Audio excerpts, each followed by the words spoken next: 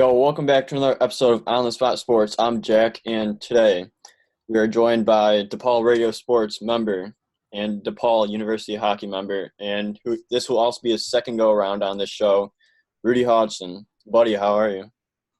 Doing all right. Trying to make the most of this quarantine business. Have a little fun, and glad to be back. Yeah, for sure. Thank you again for coming on. I know we both want to do this for a while now, so it's good to have you back on. But it's a different time we're in now, right now, with all this quarantine stuff and not being able to do so much, except probably just work out, just do some stuff on your own. That's pretty much it. So how's quarantine going for you? It's going good.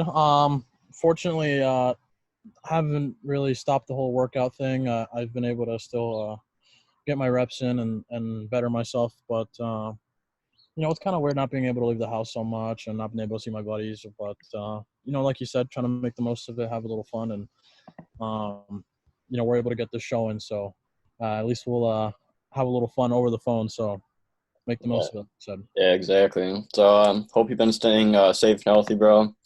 And I've been doing pretty much the same. I've been just running, just getting some off ice lift kind of stuff done. Just working on myself, to be honest.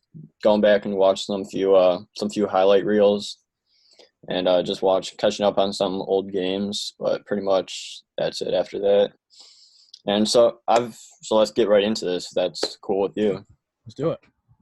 All right. So I've seen you throwing on the rollerblades in Cali right now. So how's that going for you right now? Yeah, so I'm not really all that good at this quarantine stuff. I'm still going to the beach, still rollerblading, trying to get some kind of different way cardio in. So yeah, we went to the beach the other day, skated about 10 miles, went from Newport to Huntington Beach and then back. I had a little bit of fun, try to switch it up. My first time on skate since the season ended. Actually, probably my second. It's been nice to kind of unwind and not worry too much about hockey and be an everyday person again. And yeah, it's been nice. But yeah, I was rollerblading, having a little bit of fun, and it's been great. It's been good. Yeah, for sure. It's always nice having a view of the beaches too. The Right? ocean Yeah. right there couldn't be Can't better. complain. Yeah. So you skate 10 miles on skates. Yeah. That's crazy. Like It how feels a your lot. feet feel after? My feet are fine. My feet are fine. And it's funny. I thought I was going to be a lot more sore because, like I said, I haven't skated since the season ended. It's more of a personal preference. But I actually felt it a lot more in my quads because there's a lot of uphill, a lot of downhill. So um, definitely put the legs to good use yesterday. I'm glad to see that they can still hold up a good skate. So Yeah, definitely putting in that work right now. It's all we can do right now. So might as well exactly. make the most out of it. Oh, you're right, So, man. It's been weird, but yeah. nope, got to get some kind of work in. Yeah, absolutely. So we've been off the ice for quite a bit now, and like, how's that treating you? I know you said it felt good getting off the ice, but like, how's like everything else going with like hockey? Good. Kind of had a bit of a reality check this past season.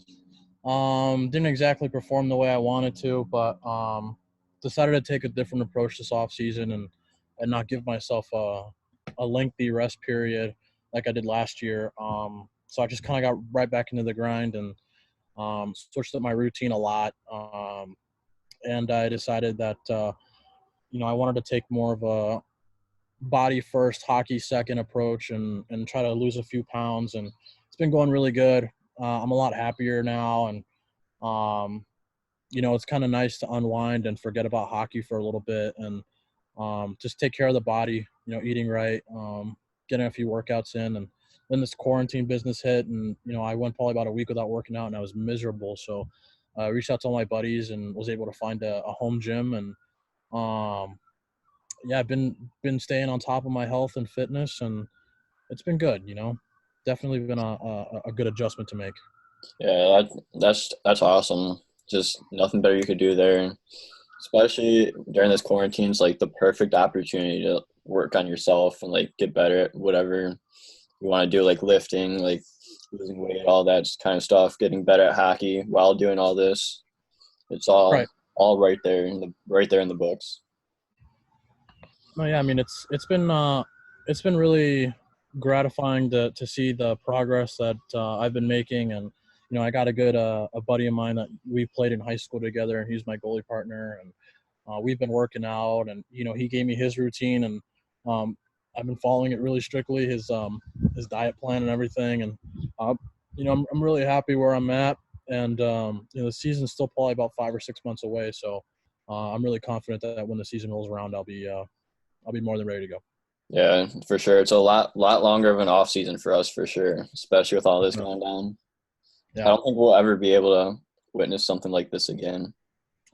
I ask myself that pretty often. If we'll ever see something this crazy in our lifetime, I don't think so, really. But the CDC is doing a good job of kind of keeping everybody informed and keeping everybody up to date on what's going on. So yeah, as long as we keep staying in the house, staying safe, and more importantly, taking care of each other, we'll get over it, and hopefully we'll be back on the ice soon. Yeah, that's honestly all you can do at this point. Just care for each other and stay in the house.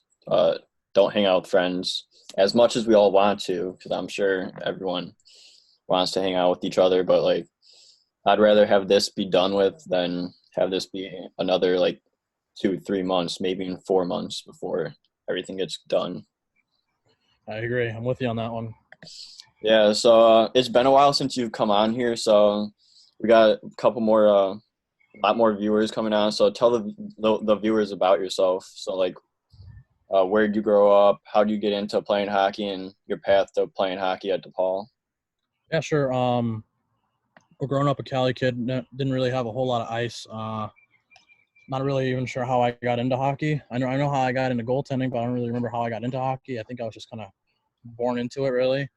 Uh, Played high school at Damien, played varsity all 4 years of high school.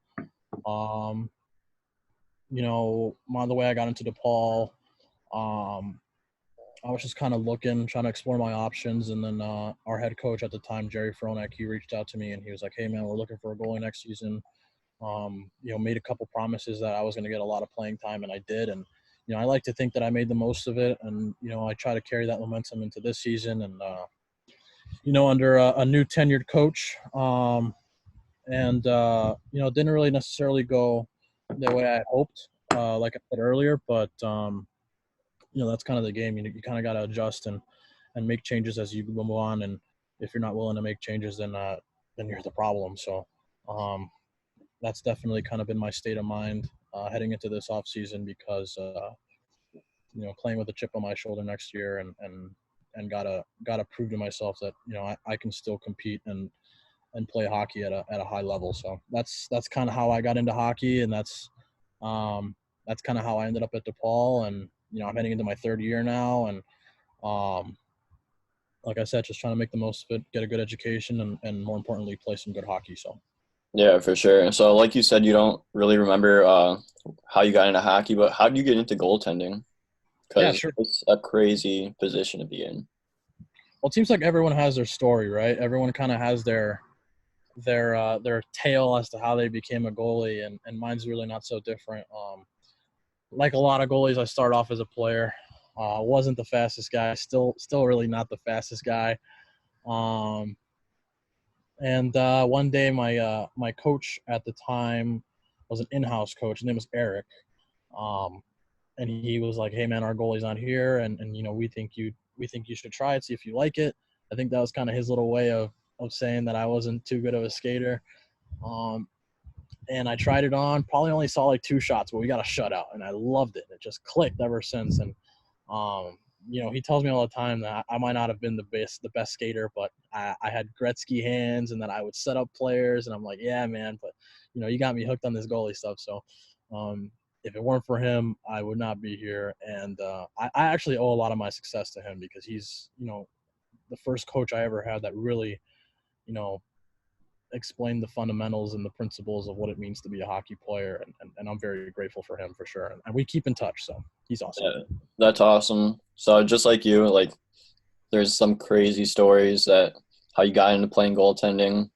Like for me, I also started as a player, and I want to say that I was one of the best skaters, but we know that probably isn't true. But I did score a lot of goals. So, but then I was like going to like a stick and puck, I believe, with one of my friends who's a goalie who played varsity for our high school team, and will play juniors this year, I believe.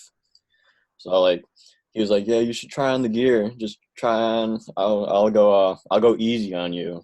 Yeah, okay. We all know how that's gonna go. So he was just rifling shots at me left and right, and I I did pretty well. So I was like, okay, maybe I could switch to playing goal. Stick So with it. yeah, so there was like a rat hockey too after, and I was 16 or 17 at the time.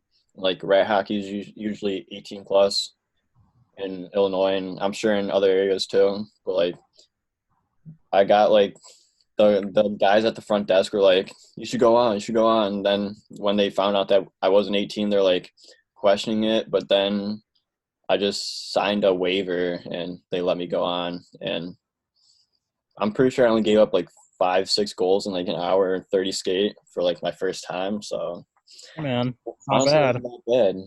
So Take my spot next year. yeah, for sure. So so that's my story, and then ever since then, here I am, a goalie. It's fun, man.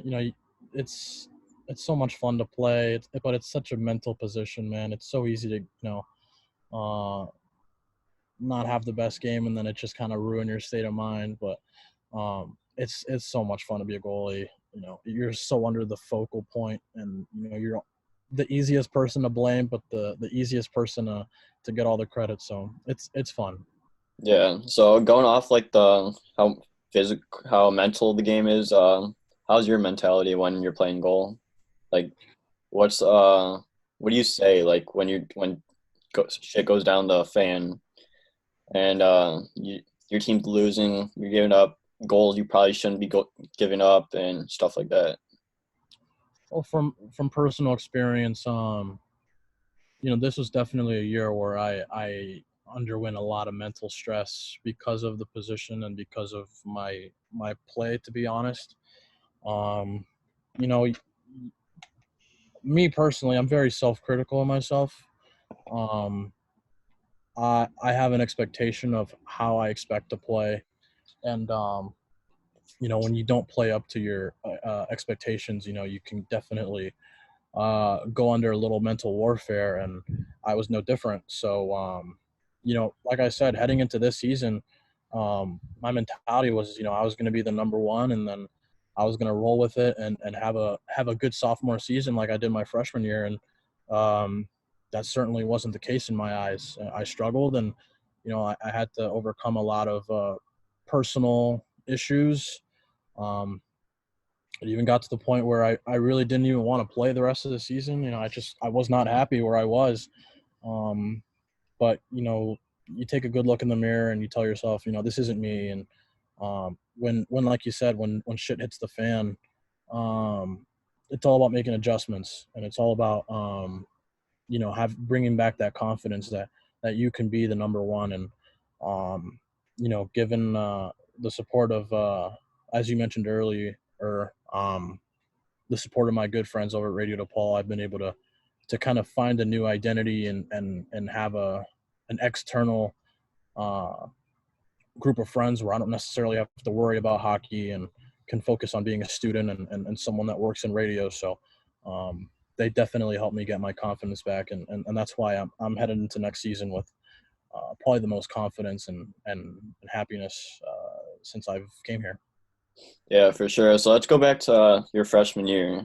So Sure. what was your mentality like heading into your first season as a college hockey goaltender, and then like throughout the year like progressed? Like, what was your mentality towards the end compared to like at the beginning?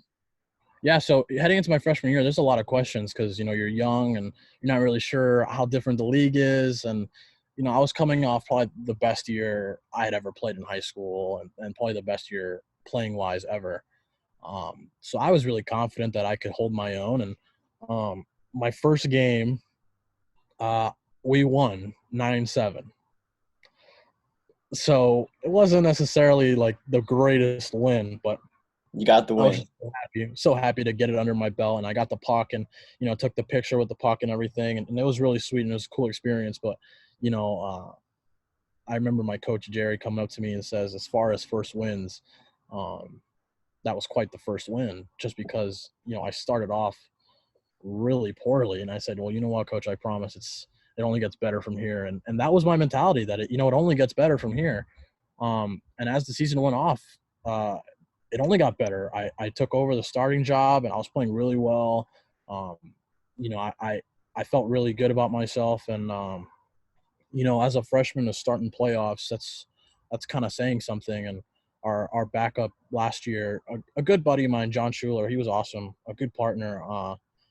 He was a senior at the time, and I'm sure it was kind of rough for him to give it up, but um, I was coming off a really good season, which is why this season, was so disappointing, was because I lost that starting job, and um, like I said, you got to make adjustments. But yeah, I was really really full of myself my freshman year, and I was really excited to be where I was. But that's life, man.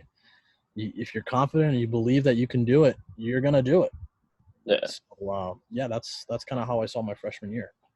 Yeah, exactly. And like your first win wasn't the prettiest, but hey, you No, got the job done.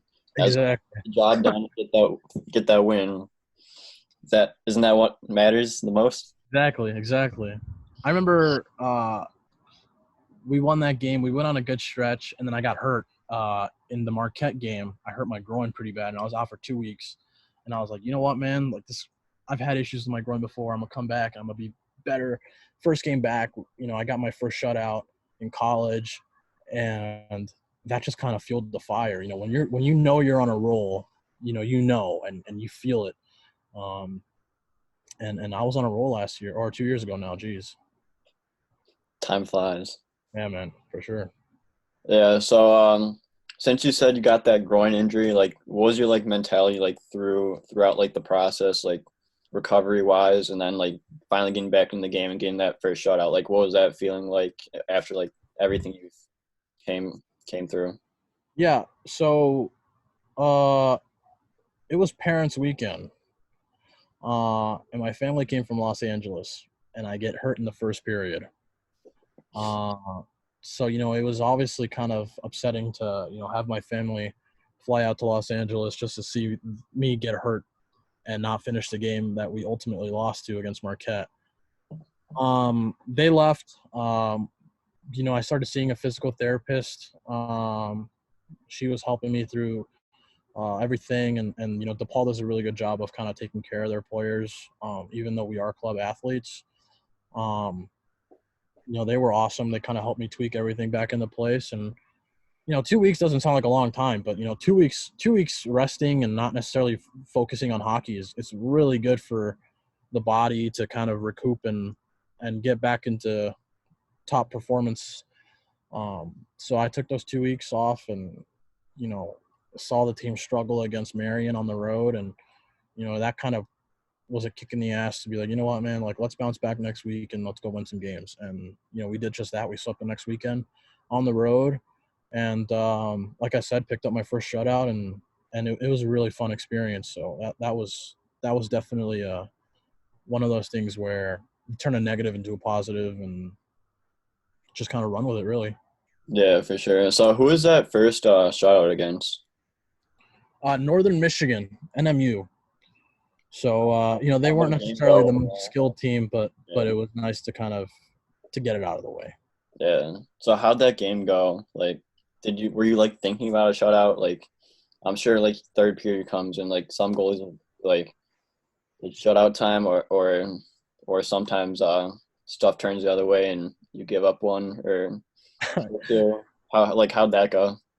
Yeah, so I didn't really think much of it until the third period, and I was kind of starting to get a little, not necessarily nervous, but kind of like antsy, like, man, this clock's got to go. Um, it was awesome. It was such a cool experience, and it's actually funny because with about 4 minutes left in the third, we're up like 5-0, and our defenseman trips a player on a breakaway. So now I'm having to face my first college penalty shot with 4 minutes left in a shutout game. And you're just And I trying was not to get embarrassed too. like, damn. And I'm like, yeah, exactly. So you don't want to get like not only ruin the shutout, but you don't want to give this team momentum. You don't want to give up a goal late in the third. And more importantly, you don't really want to get embarrassed by the player. So he comes down the slot. He comes a little wide, and I if anybody from the ACHA is listening, this is more of a tell. I always put my glove down. I love putting my glove down. I like baiting players into trying to shoot glove because I feel like that's my strongest part of my game is my glove hand. So I put the glove low and I try to get him to bite, and he fakes towards the blocker, so I bite. But then he goes glove side, and he shoots it, and I put my glove up, and it just hits the lip of my glove and Oh, goes over the net. And I was like, man, that could have gone south real quick. And then, funny enough, after I made the save, the ref comes up to me and he goes, man, I didn't know you were going after your first shutout. I wouldn't have called it if I knew. And I'm like, well, you know what, man? We'll have that conversation in 4 minutes when the clock runs out. Um, Unfortunately, I got it. So that was awesome. It was really cool. yeah, that just seems like a really cool experience. Cool getting that like first actual shutout, and Right. just to get that save on the penalty shot, first ever penalty shot in college, Yeah. and you save it and you get the shutout. Nothing could be better than that. Yeah. I have all my pucks from all my big games. First college win, first high school win, my senior game. I think I have my college shutout in there somewhere. International win, uh, and other stuff like that. Yeah, my mom likes to keep all that stuff, so I make sure to hang on to it for her. She's a big memento girl. So Did you get the picture on the fridge uh, of your first win? no, but I think someone gave me the score sheet for that game and said like if you want to frame it with the puck then you can do that, but I really do not know where it is. I have it somewhere, but I really for me it's not a big deal. You gotta act like you've been there before. Yeah, But, exactly. my mom likes that stuff, so I Yeah, hang on to it. exactly. Same thing for like my teammates. Like in my men's league, they'll all like give me crap and be like, "You're gonna put that in the fridge?" I'm like, yeah. And and then I have like my strong suit of my game's also my glove side. So like my glove actually saved my shutout too. Like this year, like February, was I was playing in a tournament in Chicago at the Blackhawks practice facility, and like it was a tournament. We played 4 games that day, and unfortunately we went 1-3, but like the first game went really bad. We lost like 7-4. Second game I got my first shutout, like competitively, so that was good. And like with like 5 minutes left in the game, like this one dude shot it off my pad. It went up in the air. The dude swatted it with his stick, and like my glove came out of nowhere and just snagged it. Saved the Sometimes it's shutout. better to be lucky than to be good, man. Sometimes Yeah, it's just kind of it works itself out. So that's kind yeah, of a thing about being a goalie is it's really fun, but sometimes it's really stressful. So yeah, exactly. So in college, teams usually have 3 goalies, right? yeah, So what's your like goaltending dynamic and like your relationship with your current goalie partners, AJ and Asher? yeah, man. I'd say this is probably the closest tandem that I've played with. I'd say AJ is probably my best friend in Chicago as far as the hockey team. Me and him are really close, and he was always kind of the guy that I would fall to if I knew I was struggling and I kind of needed a kick in the butt. And he's awesome. We were planning on living with each other next year, and yeah, he's super down to earth, really great goaltender, and we got along pretty well right off the start. We were pretty much inseparable on road trips together, and we stayed together every road trip. We always got the same room. He's honestly the greatest guy. And Asher's kind of new. He's awesome. He's great, and he's a damn good goaltender too. He was a mid-season pickup for us, transfer out of Wisconsin, I think. Um, he just kind of showed up and took over. He started in playoffs, and you can tell that the chemistry within him and the team was pretty prominent off the start. He's a great guy, and we got along really well. And the three of us have this really cool picture of us together after that last game where we were all just kind of hanging out, and our camera guy got a good picture of the three of us. But yeah, the dynamic is good. It's healthy competition. Obviously you're kind of uh, coming after each other as far as who gets the starting role and everything. So there's some competition there, but it's all in good fun. We all want to see each other succeed, and at the end of the day, if one of us gets a shutout or a huge win, we're the first ones to congratulate each other. But in the back of your head, you're kind of like, yeah, you know what, I kind of want to be the guy to get that win or get that shutout. So you know it's a healthy competition, but off the ice, there's no competition at all. There's good chemistry between the three of us, and yeah, I say it to Coach Daniel all the time. We're a dangerous pair of three, and you either roll out with me, Asher, or AJ. You got some good security back there, so it's a relief that I get along with the both of them because I've had some pretty bad goalie partners, and um, to be able to get along with your guys is pretty good. So yeah, I love those two. They're awesome. Yeah, that's awesome. It's really important to have a good goalie partner, goalie partners on like any team you go. It just makes like the experience that much more better. Even like just like being with like the team as well. Like you got to have a good chemistry with that team as well. So like Yeah, three's huge. as a goalie, goalie partners are huge in that aspect. Yeah, I mean it's one of those things where like I said, I think it was the last game of the season. I forget who we played against really, but I probably finished the season off with my best game of the season, which is not necessarily a good thing. Um, but I held my own. I played really well, and AJ and I split that game because we knew Asher was getting the playoff game, so we decided to split the last game, and I started and he finished, and after the game we kind of looked at each other and we were really satisfied with how we played, and um, he's very quick, AJ, to help me kind of get back on my horse, and we have a really good relationship, and like I said, he's probably my best friend on the team, and he's a really great guy. And same goes with Asher. He's been an awesome guy to work with and to play with, and more importantly to hang out with off the ice. Yeah, for sure. Do you have any off ice stories that are like appropriate to Uh, share? let's see. Um, yeah, I got a good one, but this is before Asher came in, so I apologize for not including him. But I got a good one with AJ. We were on the road against Lindenwood, um, and I can't tell you the inside story between the term, but we had a little saying where we would say "fool me twice." So the story behind "fool me twice," without kind of giving you the context, we had a little bit of a situation with an issue outside of the rink that resulted in a lot of us kind of getting in a little bit of trouble. Um, and we went to a Dave and Buster's after a game, our first game, and we were at Dave and Buster's, and the checks came around, and AJ completely forgot to pay for the food. Completely forgot. And I'm not saying that because maybe he didn't pay because he didn't want to. He genuinely forgot, and it was really late, so we had to take off, get on the bus, and get back to the hotel. So we walk out, and then AJ realizes that he's had his credit card in his pocket the whole time, and never gave it to the waitress. So we're in the middle of nowhere,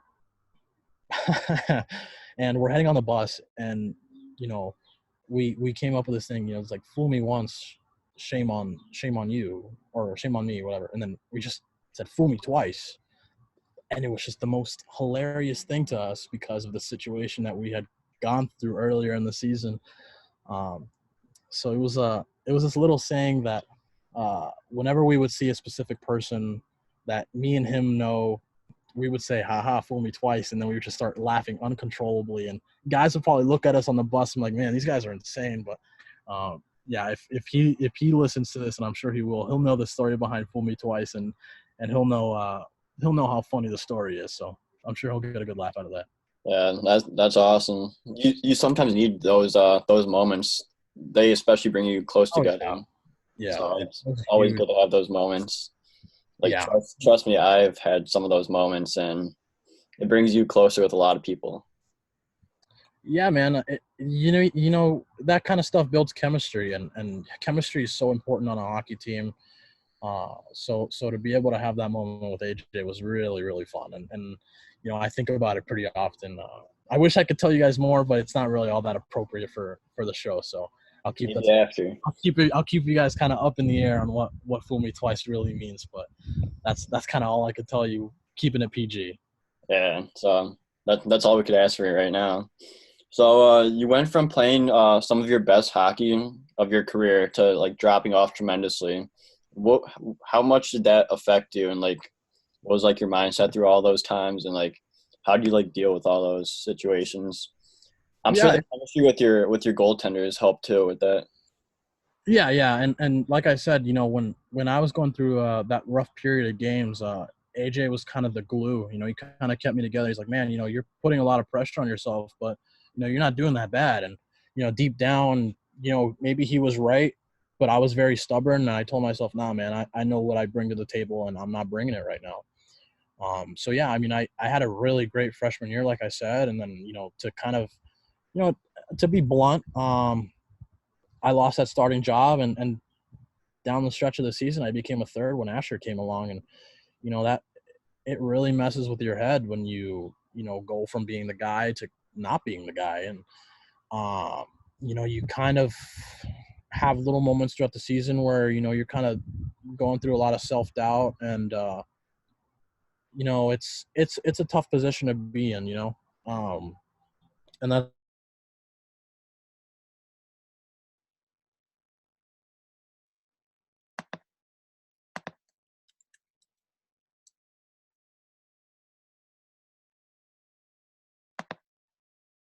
it's psychological warfare because you know, sometimes you bring the game home. You have a bad game and you come home and you're like, shit, I really wish I played my game and you know, it really affects your mentality and um, you know, you could probably ask some of the people that I'm closest to, you know, after a bad game, you talk to me the next day and I'll probably be really quiet to myself and not really want to talk about a whole lot. So you know, that was kind of the story of the season for me and um, you know, it's a huge pain in the butt to not feel confident about yourself and that was the case for me last season, but you know you can't really dwell on it. That's hockey, right? You kind of, like I said, you got to make adjustments and try to make the most of everything and um, to be able to say now confidently that I'm ready for next season, uh, it's a huge step in the right direction for me personally.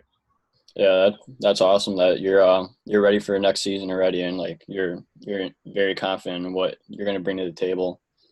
So like we're going back to like the like all like how goalies mental game like that really does take a toll on you, especially when you start like not being confident in yourself. Everything goes down south quickly from there. So you just gotta stay positive and just like work through like the slumps that you're in and just work your way slowly up. I know as goalies we like to like get there to there quickly. Like sometimes it's just about the process. Yeah, you know these things take time, and you know for me personally, you know, halfway through the season, you know, I was just begging for the season to end, really.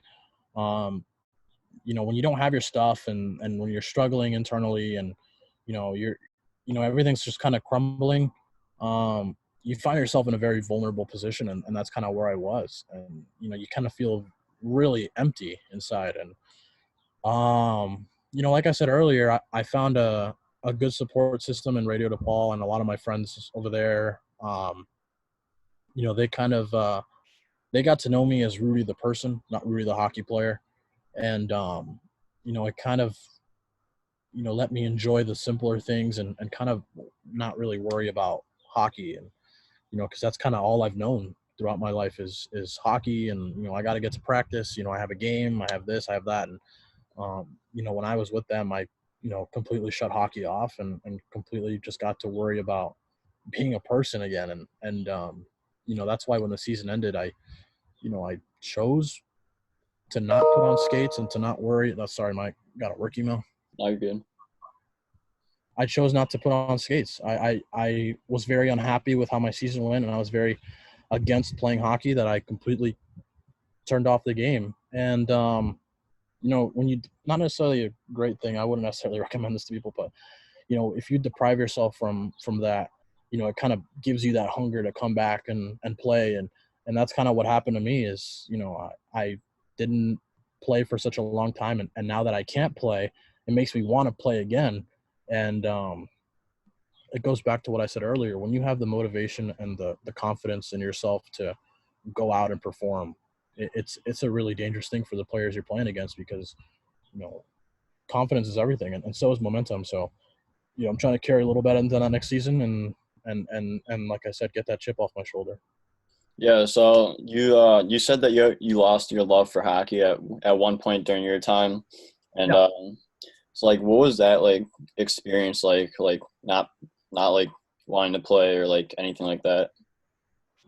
Yeah, it's an unfortunate thing. When you grow up doing the thing you love and then one day the love is just not there. It's really a gut-wrenching feeling. Um because for a while there, like I said, I just wasn't happy being on that team. And it's nothing against the program. It's nothing against the team. We got a great group of guys, and like I said, great group of goaltenders, and our coach is great too. And it's more of a personal thing, and that was the personal thing for me was I was just down the stretch. You're not getting minutes. When you do get minutes, you're getting pulled. You're losing games. You see all the success around you, team success, and at the end of the day, that's all that really matters. But like I said, you want to be the guy winning those games, and you want to be the guy thriving and getting those moments. And when it's not you, it could really take a toll on you. And that was the case for me, and I could tell because you know uh, you're not getting playing time, and to sit during playoffs, to be a third in playoffs, like I wasn't even supposed to dress, which I'm not gonna say it was a slap in the face, but it was an awakening. It was like, man, if I'm not even being considered a dress, uh, that really says a lot about where I'm at as far as my game. And it's a really really empty feeling when you're not the guy. So yeah, I lost my love for hockey. I'll be the first to admit it. I wasn't watching games, had no desire to watch the Kings play. I just wanted nothing to do with hockey for a while. And uh, you know, like I said, when you have that in the back of your head as the season is going on, it's not a great thing. Um, so yeah, it was a struggle, but I'm glad I'm kind of over the hump and taking good care of myself and finally kind of having that love for hockey back and wanting to play and having a good support system around me. Yeah, that must have been a really really tough time for you, especially since you grew up loving hockey and then one day it's just gone. And, like Yeah. you have to like reset after that, and you don't even know if you're gonna come back or not. But you end up coming back. So like, what made you get those feelings back for hockey? Yeah. So you know, I think a big thing has been the quarantine and not having it there. I hate to use this term, but I'm going to use it. Being deprived of hockey and not being given the sport is something that makes you miss it so much. And then I started to think about how if I don't play after college, then after college this is it. Yeah, there'll always be men's league. There's always going to be stuff like that, but to be able to competitive, real, fast-paced, true hockey. Um, after my senior year, if I don't go anywhere else, this is it. And I told myself, listen, man, you have a bad break. Uh, you have to find it within yourself to just find that motivation and find that love again. And training and I feel lighter on my feet. Uh, a lot of internal happiness and uh, when you finally get that mojo back, you just kind of want to get going. And the season could start tomorrow, and I'll be ready to go. Um, but yeah, you lose that love, and it's all about finding it and scratching your way and just kind of finding an answer. And right now I'm in the process of getting everything back to normal. But like I said, it's all coming together. Yeah, that's awesome that it's finally all coming back together. I'm glad. I'm sure DePaul is glad. I'm sure everyone around you is I glad. hope they're glad. I hope they're glad. Yeah. So Not living in snowy Chicago, yeah, uh, for them not to be glad that I'm there. So I hope they're happy with me there, even if I have a bad season. yeah. You'll do great next season. I already know that. So throughout like all these times, like you found a new identity and happiness with the people over at Radio DePaul Sports. Like take us like inside of like that experience and like go like deeper into like Radio DePaul. Yeah, man, we got a great group of people. I have my good buddy, a boss. He's our general manager there, and we probably talk every day. Um, I have my buddy Gina. She's awesome. She really has helped me a lot through these tough times, and kind of giving me a reason to not really worry about hockey and have a good mentality. I have people like Natalie, Jake Cantu. He's awesome too. Ben, Cans. I have a great group of people over there at the station. Alana, who I hosted a hockey show with, and just like I said, they're the people that I didn't worry about hockey when I was with them. I just worried about being myself, and that's a huge weight to have off your shoulders because you can be yourself and you can enjoy the simpler things like watching the Super Bowl and not having I probably spent the last like 10 Super Bowls watching it with my family or with my teammates, and to be able to say that I got to hang out with my favorite people over at the station, they've been huge in getting me back to shape and kind of giving me a reason to keep pushing myself. So I cannot thank them enough, and they're an awesome set of people. And um, I honestly couldn't tell you where I'd be if I didn't have those people in my life. Yeah, it just seems like an Oh, awesome. and Colby. Sorry, I have to mention Colby. He's our He's little only mad if you little don't friend. mention Have to him. notice. Have to bring him up. Colby, you're the Yeah, man. yeah. So obviously, like I know Colby too. So like, what's your like relationship with him? Like, you guys seem like you guys always have a lot of fun. Yeah, man, he's really cool. He's really loud and likes to express himself. I'm sure Colby. He's got his show going on, and I think I'm gonna be on it soon. Um, but yeah, Colby's great, and CJ. I have to mention CJ, even though he gets under my skin. I love that guy, and we're a good group of friends. We hang out pretty often, and he's those two are when we're together, we're inseparable. So they're awesome, and I'm sure CJ. I'm sure Colby and how much fun he can be, but how easy he can be to get under your skin too. So Yeah, yeah, for sure. Yeah, Colby's a great guy. We always give his podcast shout out. So shout out to Miss Call Podcast. Shout out to Colby, boss. Well done. Shout out to Kobe and Sauce and all the guys over at Miss Call. Yeah, so seems like a great group of people over at Radio DePaul. Like I read that you also just mentioned it that you have like you host like a hockey like show on Radio DePaul Sports. Like what's that about? And like what's going on with Yeah. that?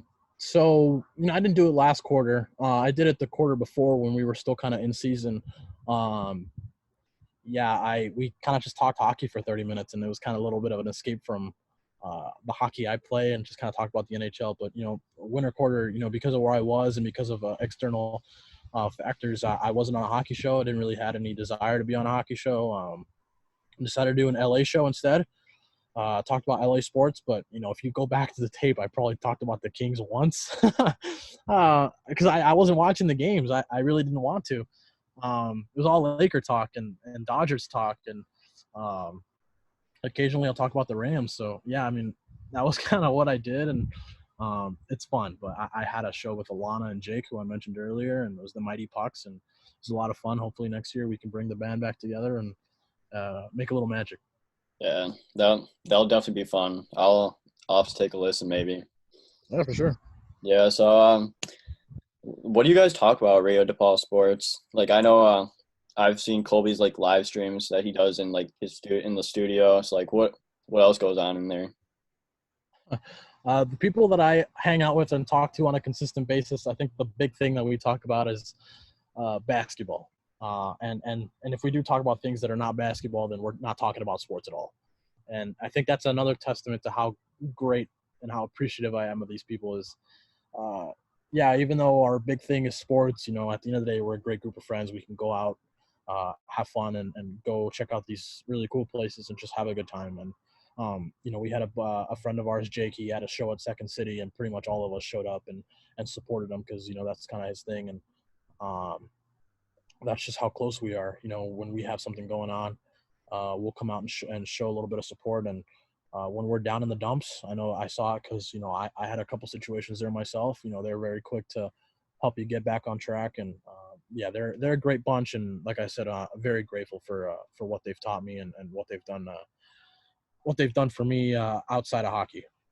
Yeah, so during like all like your hockey like struggles and like the loss of love for the game, like you had like your radio family. So like obviously they helped you a lot. So like was that like a great feeling to have? Just like have like friends that they don't care about like Rudy as like a hockey player. It's just like Rudy as like an actual student.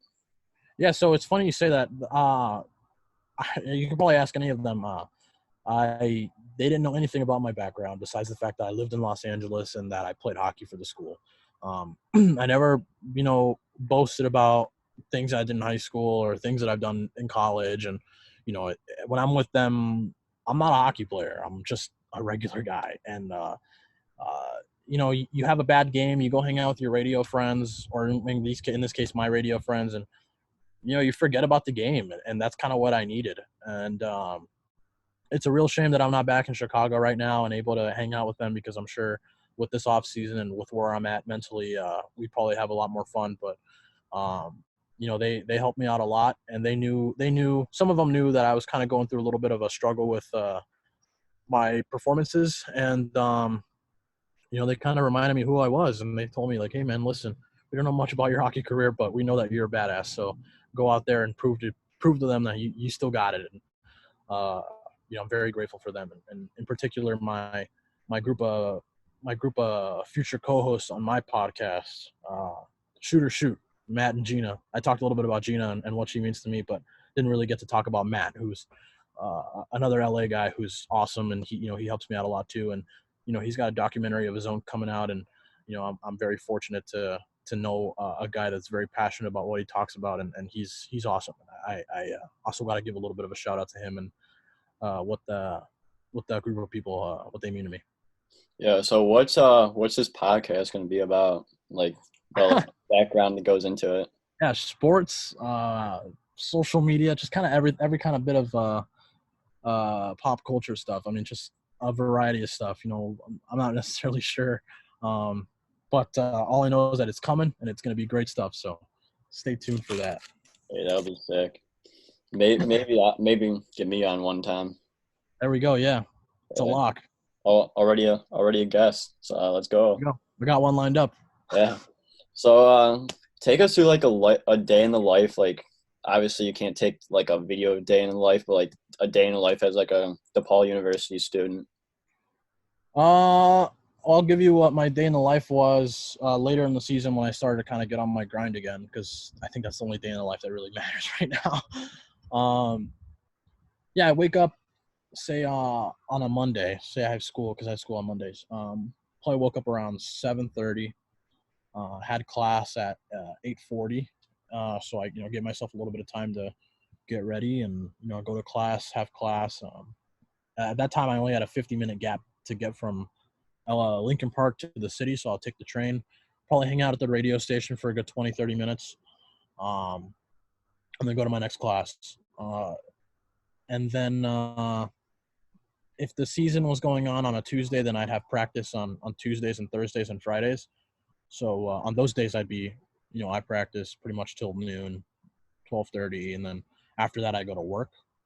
But on a Monday, on a school day at DePaul, yeah, after my 3 o'clock class, hang out at the station for a while, and then I have another class till 7, and then I'd probably take the train with my good friend Natalie. We take the train together, go home, and uh, I'd get home around probably about 7:38, and then I have a personal trainer over at Export. His name is Dante, and he's awesome. And we work out for an hour and a half to 2 hours, and probably take my protein shake after that.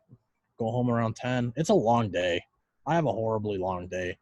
And then go to bed probably about 11:30, and that's the fake answer. I probably go to bed around like 1 or 2, just being on my phone, catching up on the day, and then Tuesdays and Thursdays, I got practice. So practice from 10 to 12:30.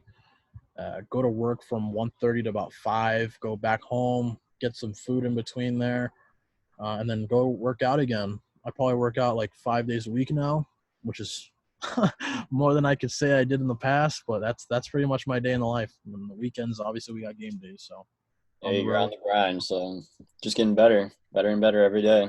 it's all about finding a balance, finding Yeah, a rhythm, and finding something that works for you. So if you could find something that works, stick with it. yeah, exactly. Like my schedule's not quite as packed as that, but like I like had class. Some days I only had class one day a week or one day a week, so I was done for. I went to class, I'd practice, and then I'd be done, and I'd just chill and just like do homework. But most days I had two classes and then practice. So not as packed as you, but still get your work in, still get that balance going. So whatever works for you works for you. Yeah, man. People forget that we're, yeah, we're club hockey players, but we have like personal lives too, man. Like we have to still go to class, and we still got to do all this. We don't get all this special priority like the basketball team and all these other teams get at DePaul. So it's all about balance, and that's another mental grind is waking up in the morning and saying, "Ah, damn, I gotta go to class today." Yeah, And yeah, it works. It's a lot, yeah, but it works. yeah. Like when I had 8 a.m. classes last semester, I'd get up at like 7, but I actually wouldn't get up to like 7:30, 7:35, 7:40 sometimes, and then That sucks. sometimes you just don't want to go to class, and well, I do, so that's all that matters. Right. So like, how's it being in the city and like the transportation down there and just like going from class to class? Well, I don't have a car, because I didn't really think buying a car in Chicago would be all that practical because of the convenience of the CTA. Yeah, So I get around with the CTA, and it takes me to where I need to go, takes me home. Yeah, I have to walk in between, but a little extra cardio, so it works out. Yeah, I yeah, get can't, around. can't complain about that. Have No. you do you have any interesting stories that you've seen on the CTA? Hmm. Yeah. One time I witnessed a couple kids stealing a phone from this elderly man, and I remember just how upset I was. I was so mad. I was like I called my parents. I'm like, man, I gotta go back to LA. I can't do this. I hate the city, and yeah, I over exaggerated, but I mean, it was like, come on, man, this is elderly old man. You're gonna steal a phone from him? Like, come on, guys, just go get a job and buy your damn phone. Yeah, like honestly, I I don't go to the city that often, but like when I do, and I ride the L in the CTA, it's definitely some interesting stuff going on. To say the Nothing like the least. city. Nothing like traveling in the city. Yeah, I'll say that again. So going back to like how like heading into like your junior season, like you said that you changed like your off season routine and like you're using new resources to, like try to take yourself more seriously. So like how's that going so far? It's going good, man. I ended the season at 239 pounds, which is horrible, horrible. The worst shape that I've ever been in. I'm about close to 3 months in. I'm at 215. Eh, Uh, Feeling pretty good about myself. Like I said, feel lighter. I hit my original goal weight. Now I got to get down to 200. And I told my coach if I'm not back in September at 210, cut me. That's how confident I was that I can do it. And I told myself, you know what, man, I got to stick to it. I got to take care of myself. There were a couple comments made throughout the course of the season that didn't really sit well with me as far as where I was physically. And that's another thing that, it kind of put me over the edge with as far as my performances. not only am I not playing well, but I'm just getting I'm just getting absolutely ragdolled out here. And it's kind of you put that in the back of your mind, and you don't let it get to you, but you kind of use it as motivation. And that's kind of been a big thing, that whenever I don't want to get up and work out, I think about those comments, and I'm like, yeah, you know what? Let's go get a little bit of work in, and prove to those people that you're more than that. So Yeah, that's really good that you're keep on going, because sometimes it could be really hard to get up, like you said, and just do it, and then you just have like those little things in your head that's like, no, we got to do this. Let's just go. I know it's going to be work, but it's you're doing it for a reason. well, like we said in the last time I was on, I'm a very regimented person. I like kind of having everything in place, and having everything kind of set up. So uh, at the time I didn't feel like I had a whole lot of balance on myself, and to be able to kind of sit down and be like, hey, you know what, let's kind of fill out a routine. Let's get on a strict diet. Let's kind of start to take care of each other here. Um, and it's worked out, and I'm very grateful that I've been able to find a new rhythm, but there's a lot of work left to be done. So I got to keep going. Yeah, exactly. So you're finding that like that new stride that Yeah. in your game, and like your confidence, and like you're trying to prove that you still have what it takes to compete at like a high level. So how do you think that's going so far? And like, yeah, Yeah. So, I mean, like I said earlier, I genuinely feel that if the season started tomorrow, I'd be a lot better than how I was at the end of the season. And, um, I have this new confidence within myself that, I can get back to those ways, and find a way to win games for us. And, that's something that I was lacking for a good part of the season there. And, to kind of have that back, and to kind of, know that, I got what it takes, and that, I could prove to people that I'm still a good goalie. Um, that kind of goes a long way. So, uh, yeah, to answer your question, I have definitely found a new stride, and motivation to not only play hockey, but to more importantly take care of my body. yeah, that's really good. Because at the end of the day, hockey ends, Yeah. right? And Mhm. and this is the only body we got. So if you're not taking care of yourself, then you're not taking care of yourself. So Yeah, it's better to take care of yourself yeah, than to not. yeah. It's better safe than sorry, especially since the game will your time will come to an end playing hockey soon, or not soon, but like eventually, Eventually, yeah. Hopefully eventually, not soon, but eventually. yeah, eventually, and like you gotta have a good body and just stay in shape, because like Right. once you don't do that, just you're So not looking good. I agree, man. It sucks, but Yeah, it's I'm closer reality. to stopping from playing hockey than I am to, so I know I'm kind of down the final stretch here, so want to make the most of it, have fun, and more importantly, win some games. Yeah, exactly. It's the goal. Exactly. So come March, like all this like COVID stuff comes up, and like schools are canceling, classes are like going to e-learning. Like, what was that like going for you?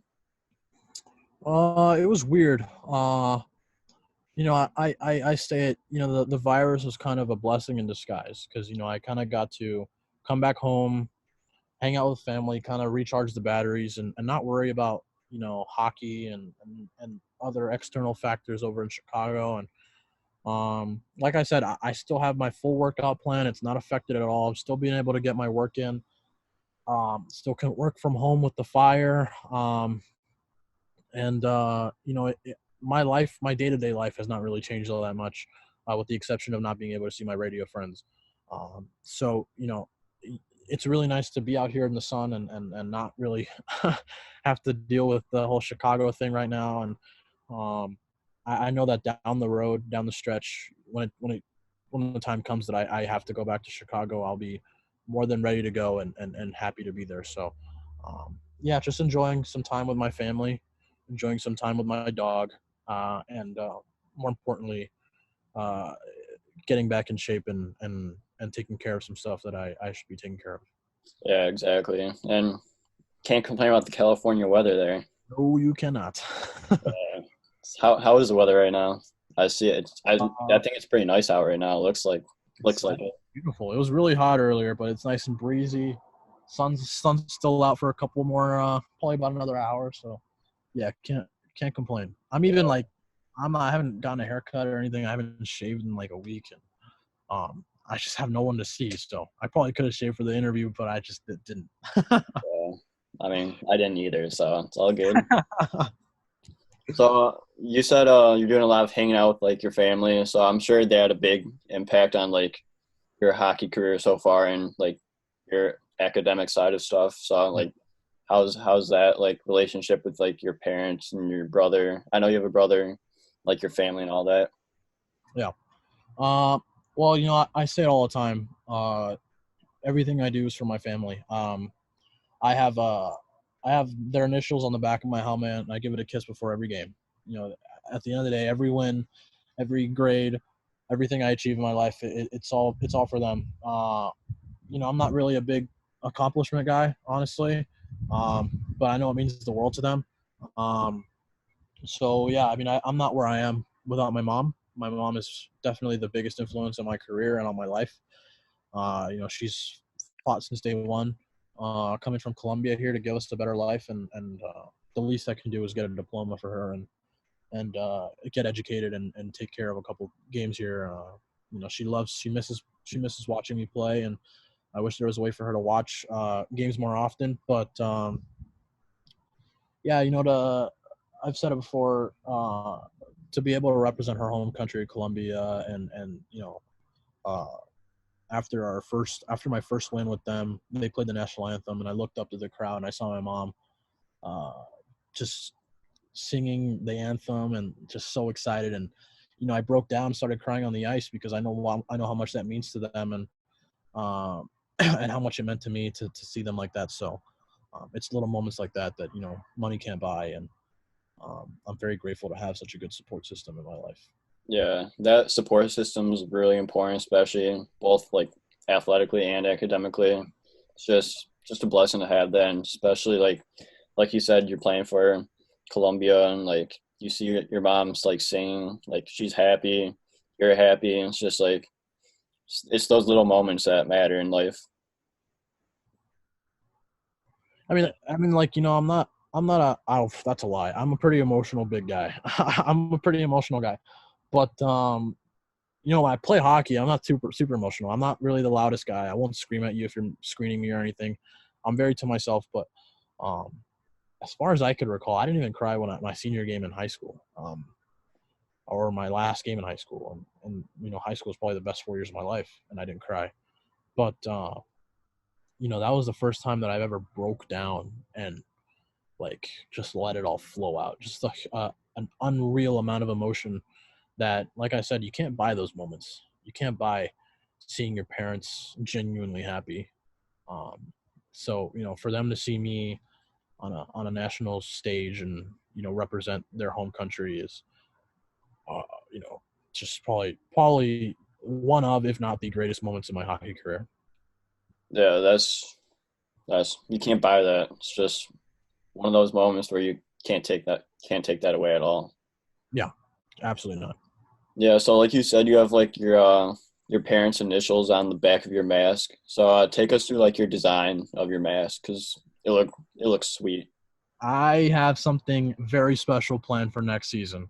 Um, this year, I gave the mask to my a good friend Joe Morris. He's in somewhere in Indiana. I can't remember the name of the city, small town. Um, and I gave him an outline of what I wanted, and I said, you know what, man, run with it. All I know is I want 33 here, a DePaul logo here, Chicago something, and then just run with it, have fun. Oh, and a stripe. I want the chin stripe. And I could not have been more happy with the result. He did a really great job with my helmet. But next year I have something very very cool up my sleeve. I'm gonna do an LA Chicago combo because um, the importance of family for me and the importance of where I come from and my background. I'd be doing my family a huge disservice if I don't have some sort of tribute to them on my helmet next season. So when the time is right, I'll unveil a couple more details on the mask. But all I can say for sure is I will not be wearing 33 again next season. I will be going back to 75 because there is a little bit of a meaning behind that number. And I wore it my freshman year, found a lot of success my freshman year. So I'm a very superstitious guy, so if I'm gonna find success next year, it's gonna be with 75. Yeah, Retiring 33. there we go. So can't wait to see that mask whenever you unveil it. But it's gonna look sick. Count on it. It's gonna be sick. Yeah, for sure.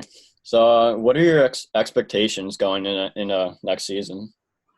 Uh, be the number one. I'm gonna be honest with you. I'm very motivated. I know what I bring to the table. I know that when I'm on my game, I'm very tough to beat. And when I have that confidence in me that I'm gonna win the game, I'm gonna win the game. And I hope my coach sees this. I hope he sees that I got what it takes. Um, I'll be working because when September comes around, I'll be ready to go. And so it's not really a dig at Asher or AJ or anything. I know they know I love them, and I know I love them. But like I said, it's a competition. You want to be the guy, and right now I want to be the guy. So I'm fully confident that when the season comes around, I'll be between the pipes on opening day. Guarantee Hey, it. that's the spirit. I like that.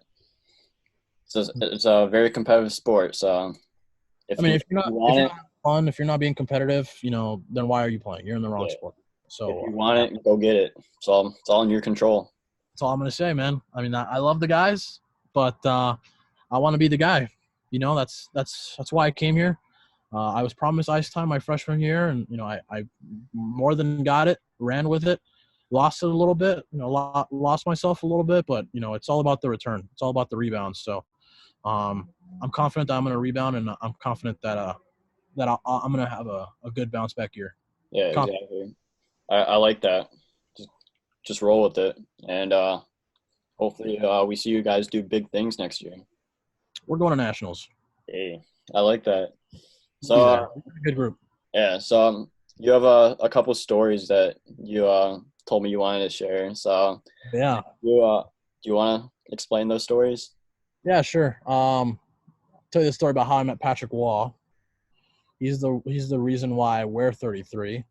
Unfortunately, I will not be wearing that number next year. But yeah, it was the NHL All Star Game in 2017. It was here in LA. Um, I used to be a big autograph guy. I used to collect autographs, and almost everybody was there because it was the NHL 100. So a lot of legends and obviously the All Star teams were there. So Sidney Crosby is coming down the hotel ramp, and everyone's like getting their stuff for him. And just out of the corner of my eye, I see Patrick Waugh going to Starbucks, and Patrick Waugh is notoriously very unapproachable. And I knew this, so I grabbed my Colorado puck, and I went over to the Starbucks, and I went inside, and he was right in front of me, and um, I said, "Mr. Waugh, it's an honor. You're the reason I wore 33, and I know you probably get that a lot, but um, I'd like to buy your coffee and kind of talk to you a little bit." And so my buddy was with me, and he politely refused because he probably knew that he made more in his career than will ever make. So, but I asked him like, "Hey man, any chance you could sign my puck? I know you don't really like to sign autographs, but it'd mean a lot to me if you could sign the puck for me." And he's like, "You know what? Yeah, I got you." So he signed my puck and my buddy's puck, and it's up in my room next to my first win puck. Um, and yeah, it was just the most insane experience. And then everyone noticed that he was in the Starbucks, so he just gets mobbed, and he turns around, looks at us, and says, "You guys came at a good time." And we walked away with our signed pucks, and then as everyone was going for Patrick Waugh, everyone forgot about Sidney Crosby. So I had a picture, a canvas 12 by 18 of his golden goal for Team Canada, and I got that signed. He spanked it, and now that's up in my room as well.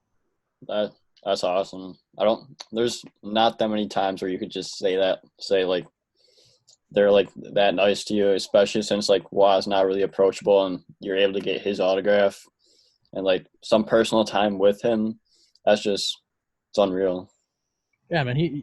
I'm sure he's a nice guy. It's Yeah, just like, I mean, you put him in that setting, you have like hundreds of people mobbing him for a picture and an autograph. Like, I probably wouldn't be that approachable either if I had to deal with that every day. So I got him at a good time, and I got to see the real Patrick Wall, not this Patrick Wall that people assume, the fighter, the yeah, scrappy guy. So yeah. You always see YouTube videos of like him when he was a coach with like Bruce Boudreaux, I believe it Yeah, was, and yeah. like all his fights that he's been on, but that he's been in, but overall looks it seems like you had a great experience with him, and there's nothing better than that. He was awesome. He was really good to us, and he they say don't meet your heroes, but I met my hero, and I could say that I had a good experience with him, so you can't complain. Yeah. So, do you also have another story that you want to tell, or was I'm that the blanking. only I'm blanking. What are you talking about? one? Sneaking in the NHL 100 ceremony. Oh my God! Yes. How did I forget that?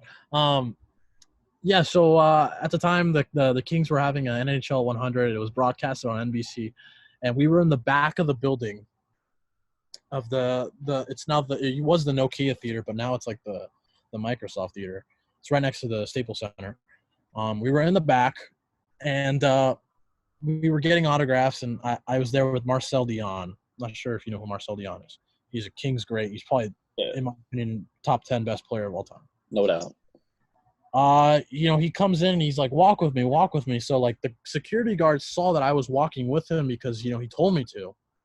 And so me and my buddy are coming in, and it's just me, him, and Dion, like walking into the building.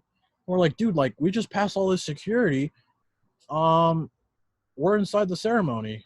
And the security guards thought nothing of it because we were going in with a guy that had a pass. So we're going in, and the security guards like don't stop us because like Marcel Dion just said, yeah, come walk with me inside. So they thought we were with him. So we go inside, and he signs our stuff, and then he's like, all right, thanks boys. Turns around and leaves, and we're just in the middle of this like nowhere. We have no idea where we're at. So we make a couple turns, we walk around, and we see all these guys in suits, and we're like, who are these guys? Ends up being the green room with Sidney Crosby, Mario Lemieux, uh, Yari Curry was in there. Uh, who else was in there? Sergei Fedorov, Joe Sakic was in there. All these legends, and here we are in sweats and jackets, uh, completely out of place. We look like we worked at the place. So the ceremony starts, and we're walking across the aisle. We're walking past the aisles, and we see Connor McDavid, Austin Matthews. We see all these players and stuff. We're like, holy cow, what the hell are we doing in here? We go in and we separate. We're like, listen, man, if you see an empty seat, just take it. So we took empty seats. We stood for the whole ceremony, and I got to meet Connor McDavid soon after. I had my backpack full of my stuff, but I'm like, yeah, you know what? I'm not going to jeopardize missing being in a room with the greatest hockey players of all time for an autograph. So I'll wait till after the ceremony to ask for their autograph. So um, me and my buddy C. McDavid walking by himself, and we're like, you know what? There's no security around here. Let's just ask him for a picture. So we have a picture with Connor McDavid, just chilling, and he could not have been more cool. And then you get him outside in that setting where everyone's mobbing him, and he's not the nicest guy. So yeah, that's how we snuck in to the NHL 100 ceremony. I do not recommend doing that at all, ever, because you will get detained. And the fact that my story doesn't end with me being in jail, um, is Crazy. pretty cool. Yeah, that's wow. You're in a room with full of just legends, and Yeah, I mean, yeah, it's like no one thought otherwise of you being in like sweats and like all that, and like you're just able to like get a seat and just watch the ceremony. easily like 20 to 30 Stanley Cups within all those players, and my biggest achievement at the time was going to an all-star game in the high school league. It's like, geez. Or no, we went to nationals one time, so I guess I could say that. But yeah, it was like, man, I'm so out of place, and here I am like in sweats. I was wearing a hat, and I was like, man, I look like that guy, and I was that guy. So, but it was great. It was a great story. It's something I'll probably tell my kids. Yeah, you can't get any better than that. Like for real, like, there's nothing more exciting than that. Like there's no words to say to describe that. It's just wow. Yeah, it's crazy. It's unreal. Yeah. So, are there any other interesting stories that you have? I know those were the two main ones, but any other interesting stories? Not that I can think of. If I do think of some, then maybe they're not as crazy as those. But yeah, those two were definitely my favorite stories, and I can't believe I forgot about the NHL 100 story. But yeah, that's those two are pretty crazy. Yeah, because I'm looking at your notes right now, and I was like sneaking in the NHL 100 ceremony. And it was like, how do you forget that? Yeah, it's one of those things like I forget about it unless I think about it. So if it comes up, I'll be like, oh yeah, I forgot, I completely did that. But yep, that's how I snuck into a black tie event in sweats. That's crazy. It was pretty fun. Bobby Orr, that's another player that I was in Cool. there. Bobby Wow. It's It was just cool. yeah. So I believe we're almost at the end of the interview, but um, you like the Lakers, right? Are you a big Lakers fan? I'm a huge Laker fan. Um, what do you think? Rip to Kobe. How do you feel when you? How do I feel about the Kobe situation? Uh, Uh, yeah, I'll tell you what.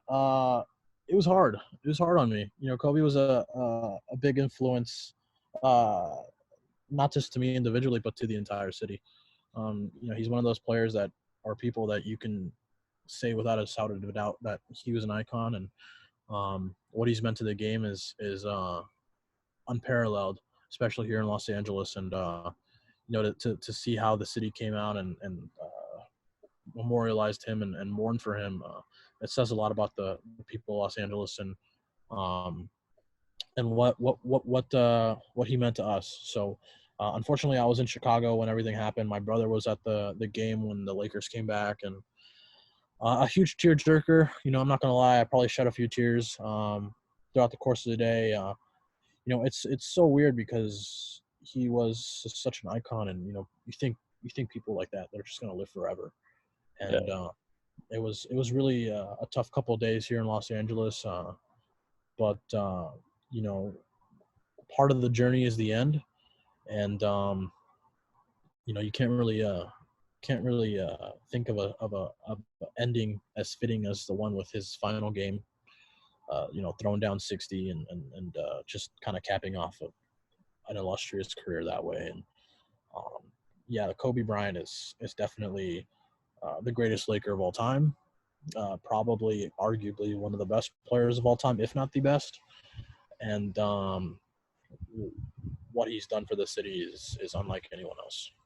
yeah.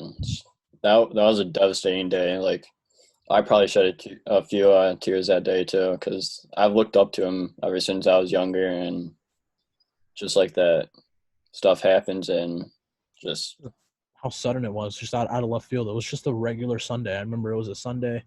I was gonna go do groceries with my roommate at Target. Next thing I know, I go on Twitter and I saw Kobe Bryant has passed away, and it was on TMZ, and I'm like, it's TMZ, man. They get stuff wrong all the time. And I remember sending it to my dad, and he got mad at me, and he was like, don't send me stuff like this. Like, this isn't funny. And then we both found out it was real. My dad called me, and he was kind of in tears. And I say it pretty often. And there's only three things that me and my dad talk about consistently, and that's uh, hockey, Kobe and the Lakers, or Tiger Woods. If Tiger's playing well, we're talking about Tiger Woods, and if Kobe's playing well, then we're talking about Kobe or the Lakers. And if the Kings are playing well, we'll talk about the Kings. So, um, a hard day for not just me and my family, but for the world, really. yeah, just like just to see how like LA was reacting, like the whole like world was around it too. Like everyone was there with everyone. It's just a sad day. It was tough, but the NBA did the right thing in how they went about the situation, and the way these teams and buildings memorialized him. I remember I was on the train and I looked up at the Willis Tower, and it was purple and gold. And never would I imagine that the Lakers would be at the top of Chicago. Well, I mean, the Lakers being on top of the Chicago Bulls, like that's every day. Yeah, But but more of the moral compass side of it, that they would memorialize Kobe. It was very a classy move by them. So yeah, the hundred city of percent. Chicago. Yeah, 100%, no doubt. So, you said you were talking about Tiger Woods. Do you play golf as well? Big golfer, huge golfer. How's your golf game? It's not where I want to be right now because I haven't been able to play. But I think it's just like hockey. When I'm on my game, I'm pretty tough to beat. Yeah, I have my days where I shoot really well. I think the best score I've shot is a 77. okay. That's not bad. Not bad. 5 over par. It's pretty good in my book. I'll take it. Yeah, exactly. Is there a favorite course you play in LA over there? Yeah, man. My favorite course that I've ever played at is Torrey Pines. Played Torrey Pines, where Tiger won the U.S. Open in 2008. Played the South course, shot a 94. I played horribly, but I recreated that Tiger putt. Um, took a lot of pictures. I went on a Sunday morning, so spent a pretty penny on playing there. I spent a lot of money, probably easily the most money I've ever spent playing golf, and got a nice jacket out of it. Got a cool little medallion to put on my bag, and just to be able to say I played there is pretty spectacular. Not a Yeah, lot of people get to play there. That's on a lot of people's bucket list. So yeah. knocked it 19. Knocked it out early. Yeah, Have now I you? just have to find a way to get to Augusta. Yeah, for sure. So, have you ever played in Illinois? Golf? Yeah, Yeah, my clubs are in Illinois. Damn it! I thought I was going to be able to go back and pick up my clubs, and they're still in Chicago. So a couple of the courses are still open around here. So I was kind of open to go, but I don't have my but you don't club. have your So clubs. Yeah, uh, what's trying to coordinate a way with my roommate to get those shipped out here, but yeah. no luck so far. One day soon. Okay. What- So, what's your favorite course in Illinois? Huh. Favorite course in Illinois. Wow, you've asked me a lot of good questions, but this is the one that stumped me. I don't know. I haven't played a whole lot of courses. I'd probably say, golly, I'm blanking right now, but it's down south. We were supposed to have our DePaul outing there. I can't think of the name right now, but I played there when I played for DePaul's club golf team, and it was the first course that I played. I think it starts with an H. I'm not sure. You caught me. You got me. You finally got me. I got you. You stumped me. Uh, Man, that's gonna bother me if I don't figure it out. Um, but yeah, I'd say. Oh, Harborside. There we go. Jesus, Harborside. My favorite course in Chicago, Harborside Golf Club. Yeah, I haven't played there, but seems like a really good course to play. Pretty good. Recommend it. But I'll have to check that out one day soon. For sure. There's honestly a lot of good courses in Illinois. Yeah, it's nice when the temperature's right, but I don't know. I hate the fact that like there's seasons and like Chicago. Like I had to go like 4 months without playing golf. Like it drives me miserable. Like coming home for winter break, just come play golf literally every day. My mom's like, "You're never home," and I'm like, "Yeah, mom, because I'm playing golf. Sorry, catching up, getting getting my fix in before I have to go back to the snow." Yeah, I bet it's a lot better in LA in the winter than what we get in Chicago. Yep, 100%. Yeah. So, is there anything else you'd like to add before we get this off? Off I think we covered. I think we covered a pretty big chunk. yeah. We talked about a lot, so yeah, I'm all good. Yeah. So, this was a very good episode. We talked a lot, but it was all all amazing. I can't say enough about it. Thank you so much for coming on again for part two. Yeah, thanks So for having me. yeah, no problem. It was a lot of fun. But hopefully next season I'll actually be able to get out to a DePaul game and see you guys go all the way. Hey man, next time you find yourself in the city, you got a ticket with your name on it. I'll be sure to get you set up. Hey, that sounds good. I really appreciate that. But there's not that much else to cover since we covered everything. So I know I keep saying this, but thank you so much, Rudy, for coming on again. It was really nice catching up and talking about like hockey and like your life at DePaul, life outside of DePaul, and all that kind of stuff. So this is great content. Yeah, for sure, man. Happy to help or happy to come on. We'll see you.